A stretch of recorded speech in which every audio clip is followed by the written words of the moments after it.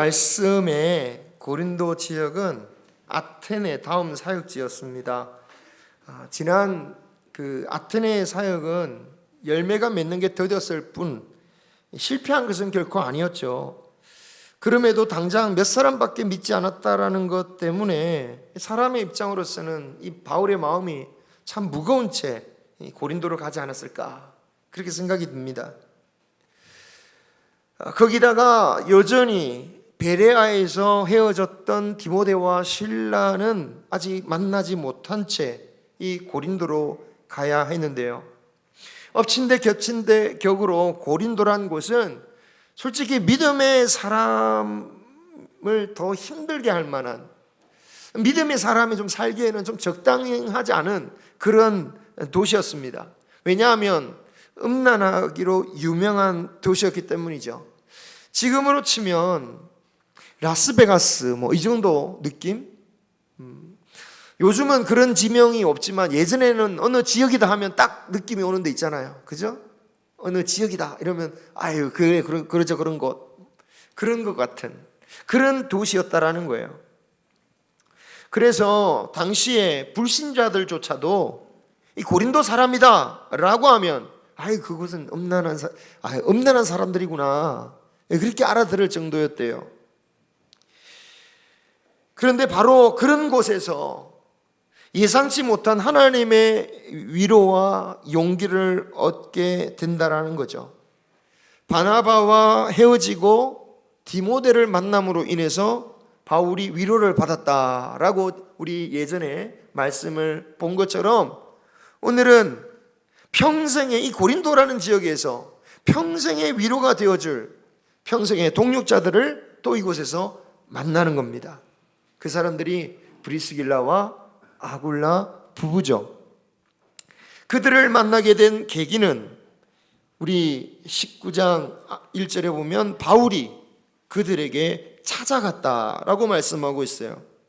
그들에게 갔다라는 이 말의 원어의 뜻을 보면 그냥 우연히 지나가다가 만난 게 아니라 분명한 목적을 가지고 그들에게 나아갔다라는 뜻입니다. 그런데 이들이 사도 바울에게 얼마나 귀한 존재가 되는지 나중에 로마서 16장 3절 4절을 말씀 보면 바울은 그들을 가리켜서 나를 위해서 그들의 목이라도 내어놓을 만한 그런 사람들이라고, 그들은 나의 동역자들이라고 그렇게 고백할 만큼 참으로 귀한 사람들을 만났다라는 거죠. 그런데 이렇게 귀한 사람을 만났다는 것 자체가 얼마나 은혜입니까? 그런 사람 한 번 만나기가, 그런 사람 한 명 생기는 게 얼마나 어려운데. 그런데 브리스길라와 아굴라의 이 부부의 입장에서도 사실은 바울을 만난 게 큰 은혜였어요. 그들은 원래 로마에서 살던 사람들이었다라고 나와 있습니다. 18장 2절 본도에서 난, 본도에, 그리고 로마에서 떠나라 해서 로마에서 떠났다라고 돼 있죠. 그러니까 로마에서 살던 사람들입니다. 그런데 어느 날 갑자기 로마의 황제, 그때 당시 황제가 클라우디오 황제였는데요, 로마 내에 있는 모든 유대인들을 다 내쫓아 버리는 바람에 아주 급하게 나온 상황이었습니다. 당시 로마 역사가에 따르면 이때가 아직 바울이 로마로 가기 이전이었지만 이미 로마에도 많은 그리스도인들이 있었다라는 거예요. 이에 분노한 유대인들이 하도 소란을 피우고 난동을 치우니까 막다가 로마 황제가 화가 나죠. 그러면 로마 시내에 있는 모든 유대인들은 다 내쫓아버려라.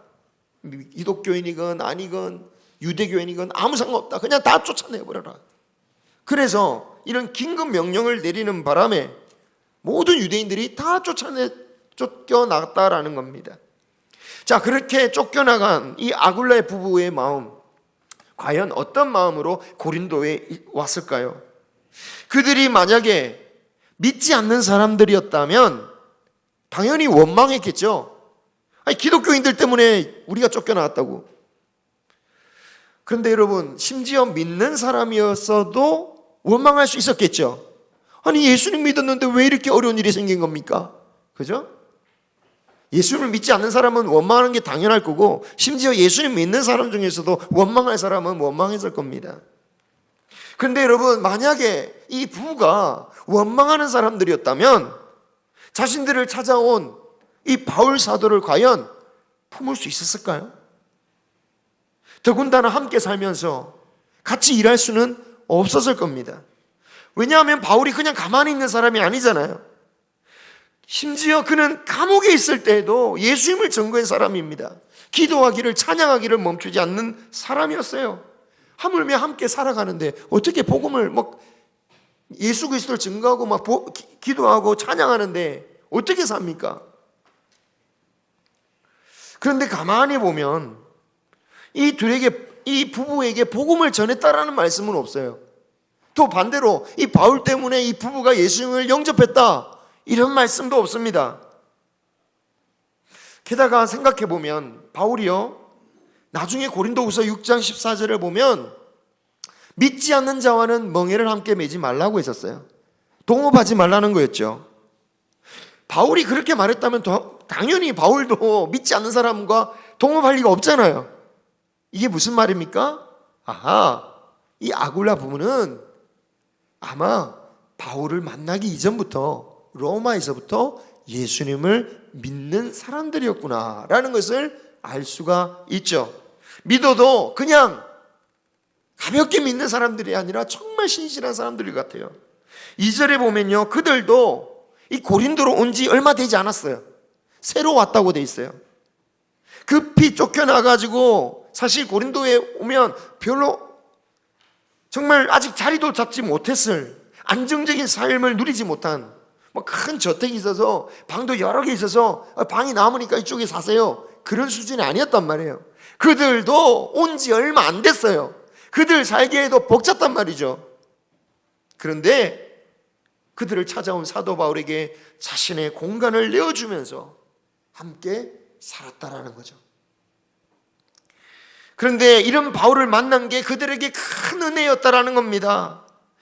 자신들의 목이라도 내어줄 정도로 바울을 사랑하고 존경했다라는 것은 반대로 보면 그만큼 바울을 통하여 큰 은혜를 받았다라는 거죠. 정말로 여러분의 인생을 통해서 여러분이 정말 내 생명이라도 내어놓을 만큼 그렇게 사랑하는 존재가 혹시 있으십니까? 자녀 말고, 예? 정말 다른 형제 자매를 위해서 내 것을 드리더라도 아깝지 않을 그런 존재가 있다면 그분은 복된 거예요. 그만큼 은혜를 많이 받은 거 아닙니까? 이것을 보면 참 바울에게나 아굴로 부부에게나 이 고린도라는 솔직히 기대할 수 없는, 은혜라고는 기대할 수 없는, 쫓겨나가고 또 그리스도인이 살기에는 마땅치 않는 그런 곳에서 오히려 하나님은 놀라운 은혜를 준비하고 계셨다. 이처럼 우리가 원하지 않는 곳에 이를 때에도 이런 하나님의 은혜가 있음을 여러분 믿으시기를 바랍니다. 왜냐하면 하나님의 인도하십니다. 어찌됐든 하나님이 인도하신 거잖아요. 그것을 우리의 소망의 인내로서 믿음으로 우리 받으시기를 바랍니다. 당장은 이해하지 못할지라도 하나님께서 인도하신 곳에서 예비하신 은혜를 발견하는 저와 여러분이 되시기를 소망합니다. 꼭 장서만의 이야기는 아니죠.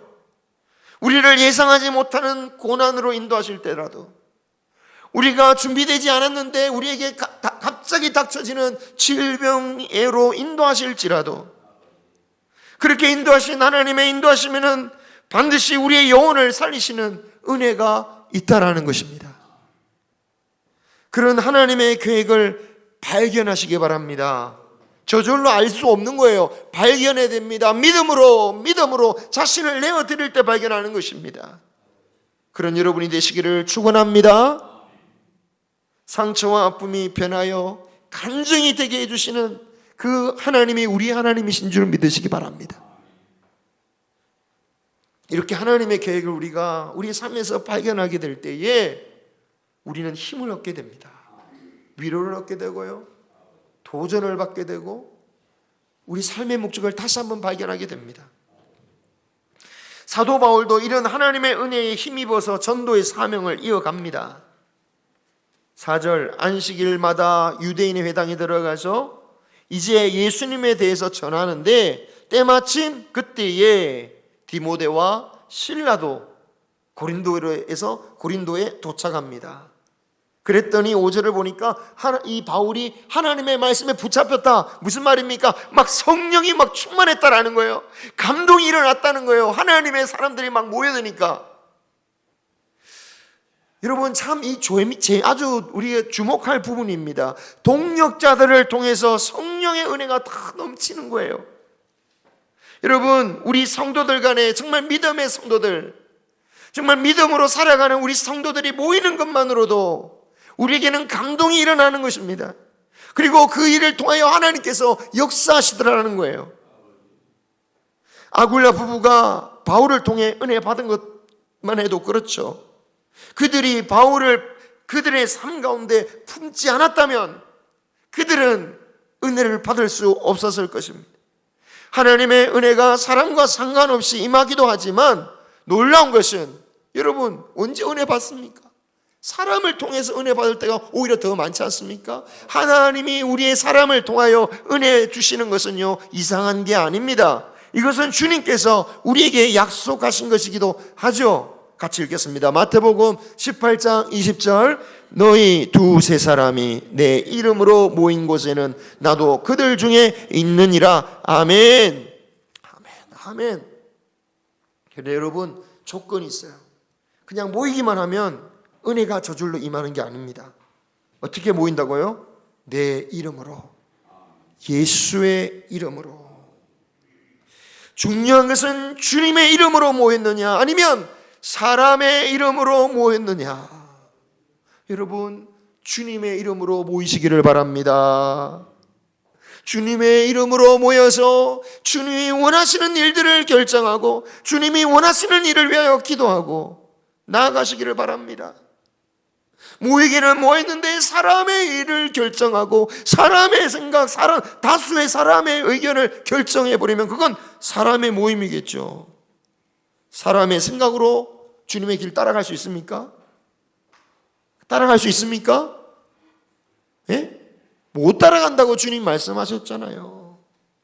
사람의 생각으로 십자가의 길을 반대하다가 베드로가 무슨 얘기를 들어야 됐습니까? 이 사단아, 어찌하여 하나님의 일을 사람의 생각으로 하느냐. 여러분, 주님의 뜻에 무심하면서도 나는 믿음이 있다라고 생각하는 사람은 예수님을 거절하면서 메시아를 기다린다라고 하는 유대인들과 다름이 없음을 우리는 기억해야겠습니다. 이 고린도 회당의 유대인들도 똑같았죠.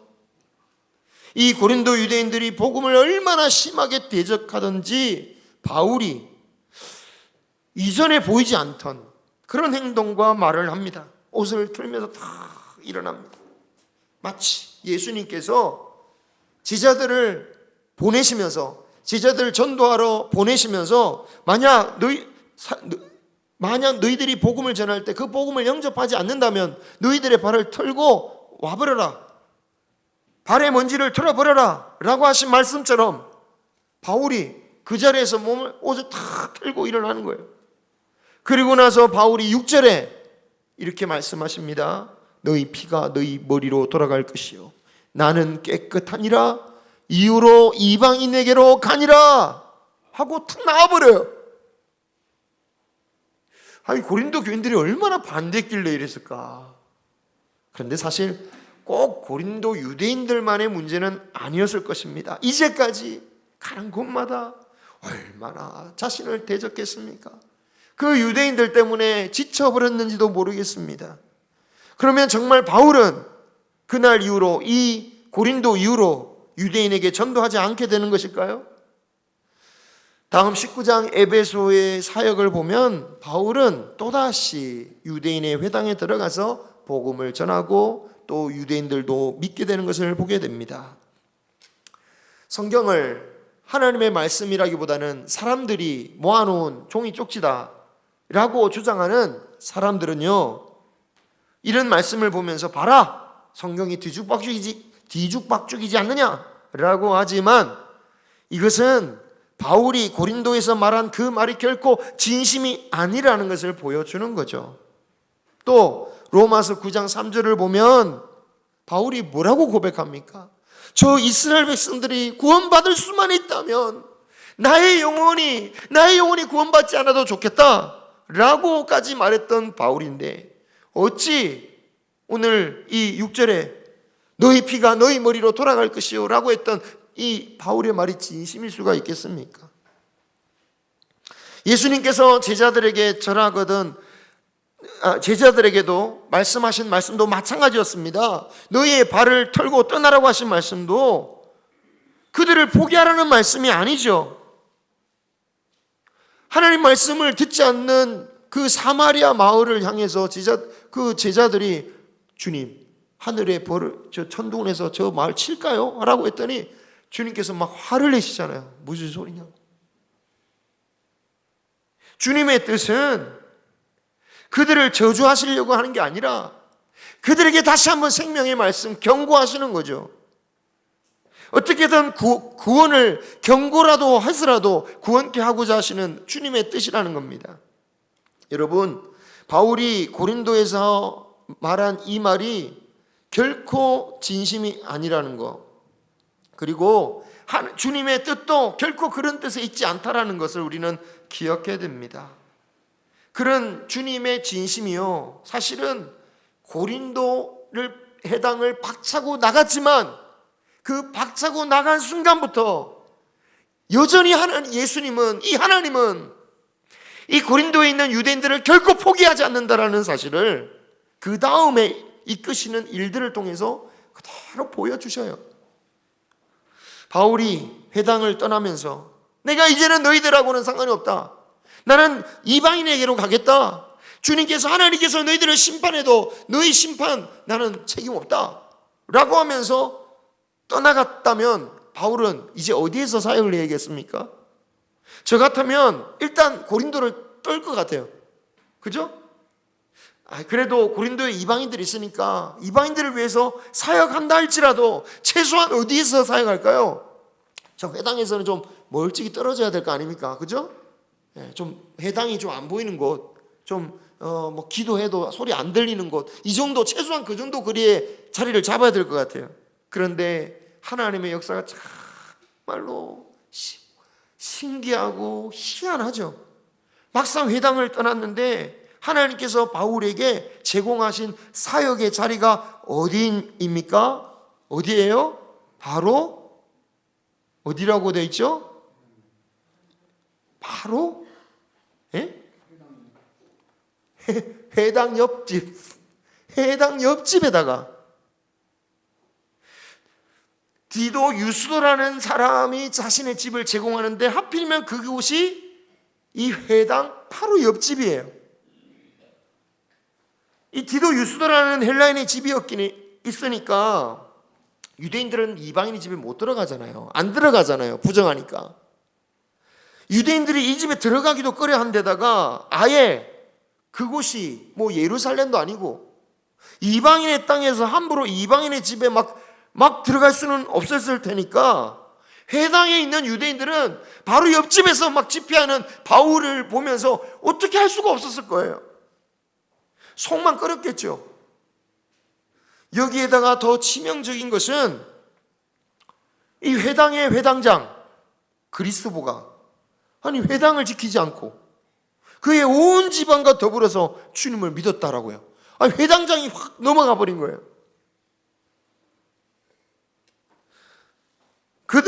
그로 인해서 수많은 고린도 사람들이 믿으면서 세례를 받기 시작합니다. 차라리 보이지 않는 좋을 텐데 바로 회당 옆집에서 찬송 소리며 기도 소리 막 들리지 않았겠습니까? 제가 회당에 다니는 유대인이었다면 솔직히 와, 저런 인간들이 다 있나?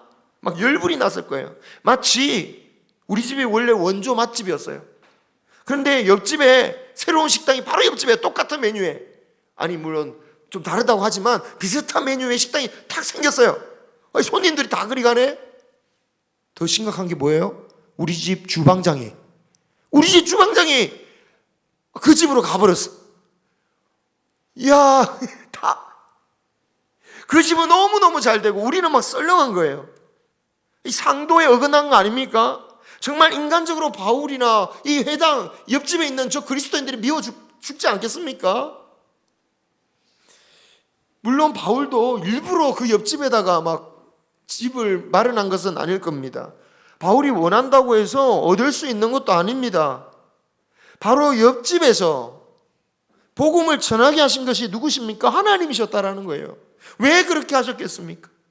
회당의 유대인들 막 화나라고? 아니죠. 오히려 여전히 그들에게 메시지를 주고 계세요. 너희들을 포기하지 않는다고. 구원의 증거를 하나님을 믿음으로 말미암아 이방인들이 돌아오고 하나님의 살리시는 역사를 너희들도 보게 하겠다. 그리고 동시에 바울에게도 말씀하신 거죠. 너는 포기할 수 있어도 나는 포기하지 않겠다. 계속해서 나는 너를 통해서 하나님의 뜻을 전하겠다. 이 하나님의 섭리가 너무 놀라운 것입니다. 하지만 바울의 입장을 또 생각해 봅시다. 바울은 참 부담스러웠을 거예요. 회당 옆집에서 막 사역을 하고 있으니 언제 이 테러를 당할지 모를지도 모를 거 아닙니까? 바울도 상식적인데 진짜 화가 나긴 나겠다 뭐 이런 생각을 했겠죠. 그때에 하나님께서 밤중에 환상으로 나타나셔서 바울에게 하시는 말씀만 봐도 그때 바울의 심리가 굉장히 두려웠다는 것을 알 수가 있습니다. 여러분 9절 말씀 성경을 찾아서 같이 한번 읽어볼까요? 자, 9절 말씀 우리 같이 한번 읽겠습니다. 18장 9절 시작. 밤에 주께서 환상 가운데 바울에게 말씀하시되 두려워하지 말며 침묵하지 말고 말하라. 10절까지 시작. 내가 너와 함께 있음에 어떤 사람도 너를 대적하여 해롭게 할 자가 없을 것이니 이는 이 성중에 내 백성이 많음이라 하시더라. 아멘. 이 환상을 통해서 이곳에서도 하나님의 백성이 많구나 바울이 깨달았겠죠. 이 백성을 구원하기 위해서라도 하나님께서 나를 보호해 주시겠구나.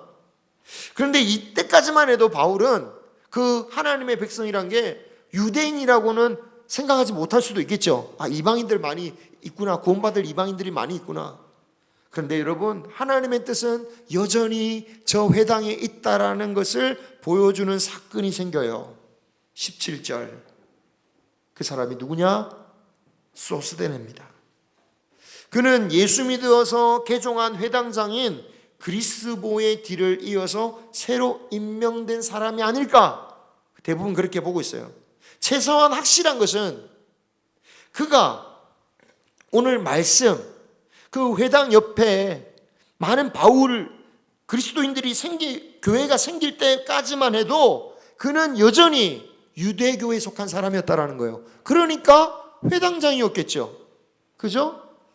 그 사람이 오늘 말씀 때까지는 그는 모든 사람이 유대교인들이 인정하는 유대교인이었단 말이에요.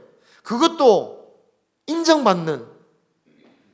그런데 이 유대인들이 그래서 이 회당장 소수대대를 앞세워서 새로운 총독에 가서 기독교인들을 막 고소했던 것 같아요. 그런데 총독이 가만히 들어보니까 이건 종교 문제야. 사회 윤리 문제가 아니었어요. 세상 법으로 다스릴 수 있으면 모르겠는데 이런 종교법은 너희들끼리 알아서 해라. 다 쫓아내버린 거예요. 막 유대인들이 화가 막 머리 끝까지 난 거예요. 화풀이 해야 되는데 어떻게 해야 되나?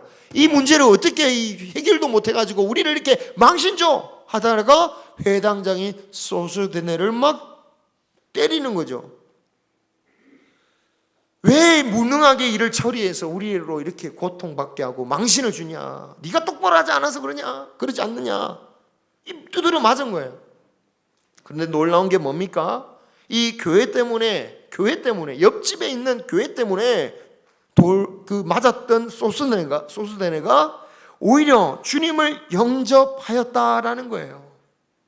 언제 영접했는지는 모르겠지만 고린도전서 1장 1절을 보면 바울과 함께 고린도 교회에 문안 인사하고 축복하는 동력자가 되었다는 것을 볼 수 있습니다. 바울은 고린도 교인들 가운데 고린도 도시 가운데 유대인들을 포기했다라고 했지만 하나님은 여전히 이 소스데라는 유대인 회당장을 하나님은 준비하셨고 그를 구원하셨다라는 거예요. 그리고 심지어 동역자로까지 세우셨죠. 그리고 고린도전서를 보면 소스데네 말고도 예수님을 영접한 유대인들이 고린도에 꽤 있었다라는 것을 알 수 있습니다. 고린도 교회에 보면 할례자를 부르심을 받은 자들이 있음을 고린도전서 7장 18절에서 말씀하고요. 또 교인들 중에는 자신을 베드로파라고 부르는 사람들이 있었습니다. 베드로파라고 부르는 사람들은 대부분 유대교 출신 유대인들이었을 거라고 보죠. 여러분, 말씀을 맺고자 합니다. 영어 격언 중에는 쇼는 계속되어야 된다라는 유명한 표현이 있습니다. 무슨 말이냐? 어떤 역경을 겪든지 인생과 내게 주어진 일은 계속할 수밖에 없다라는 뜻입니다. 그런데 하나님의 구원의 역사야말로 어떤 상황 가운데서도 계속되어지는 것입니다. 바울조차도 실망하고 포기할지라도 하나님의 구원의 역사는 계속되어집니다. 우리는 힘이 없다고 우리는 가만히 있을지라도 하나님의 역사는 끊임없이 일어나고 있음을 여러분 기억하시기 바랍니다. 우리는 실망하고 사역이나 사람은 포기하기도 합니다. 하지만 하나님은 포기하지 않으십니다. 주님의 일과 잃어버린 영혼에 대한 하나님의 역사는 계속되어집니다. 그리고 그것 때문에 하나님 앞에 나설 수 없는 우리들조차도 평안을 누릴 수가 있는 거예요. 주님도 포기하시는 분이시라면 가장 먼저 포기할 자가 누굽니까? 우리들이었지 않았습니까? 그죠? 우리들도 포기할 수밖에 없는 자들 아니었습니까? 그러나 계속해서 구원의 역사를 이루어가시는 주님이시기에 우리들도 하나님 안에서 구원받은 자로서 은혜를 누리고 살아갈 수가 있는 것이죠.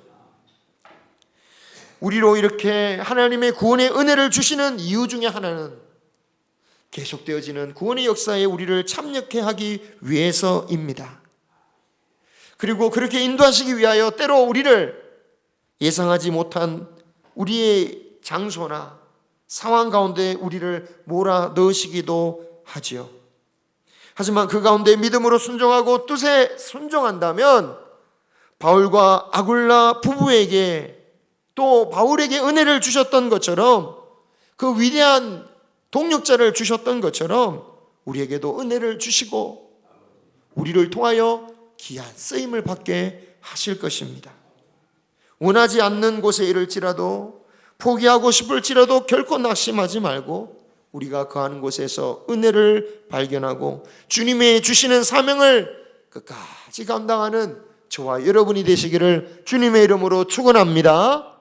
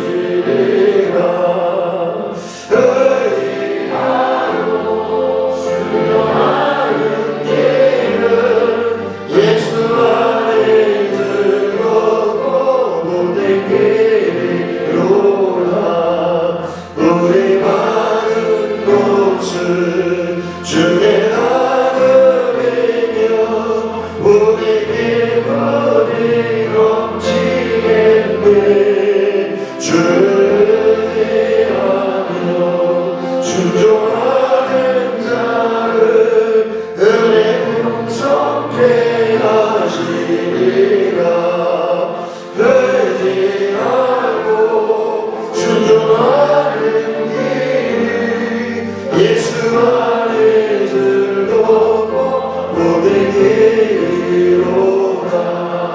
주를 믿어서 말씀 잘 배우고 주를 모시고 살아가세. 주를 의지하며 항상 순종하며 주가 수하게 주시리라. 의지하고 순종하는 길 예수